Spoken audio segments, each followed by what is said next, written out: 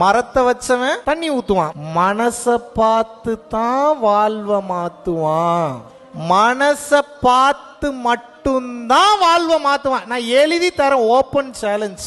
எப்ப பார்த்தாலும் எவங்கிட்ட இருந்து என்னத்தை புடுங்கலாம், யாராவது பார்த்துட்டா இவங்கிட்ட இருந்து என்னத்தை எடுத்துட்டு போயிடலாம், இவங்கிட்ட எப்படி என்ன வாங்கலாம், இதே தான் ஓடுது. யாரையாவது பார்க்கும்போது இவங்களுக்கு என்ன கொடுக்கலாம், இவங்களுக்கு என்ன சப்போர்ட் பண்ணலாம், இப்படி என்னைக்காவது தோணி இருக்கா உங்களுக்கு? என்ன ஒருத்தர் இப்படி டேக் கேர் பண்ணிக்கணும், என்ன ஒருத்தர் அப்படி டேக் கேர் பண்ணிக்கணும், என்னைய ராணி மாதிரி வச்சு தாங்கணும், என்னைய ராஜா மாதிரி பார்த்துக்கணும், எல்லாம் கரெக்ட் தான். இப்படி நீங்க எத்தனை பேர்த்த பார்த்துக்கிட்டீங்க? நீங்கள் அதிகமாக பிறர் நலன் கருதி வாழும்போது அதிக வலி வேதனைகளை அனுபவிப்பீர்கள்.